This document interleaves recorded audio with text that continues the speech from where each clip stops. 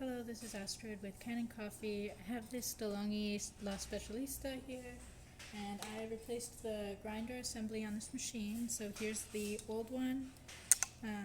Just took the machine apart, replaced that, and put it back together.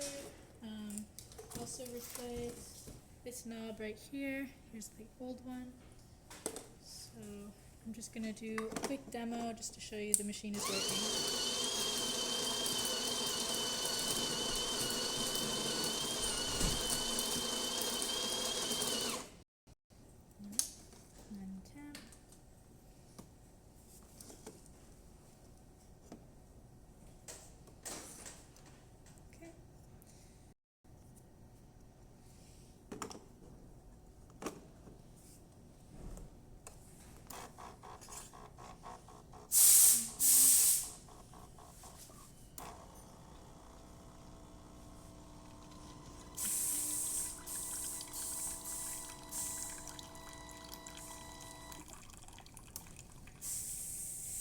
And this is just our test coffee, so that's why you might see it run a little bit fast, because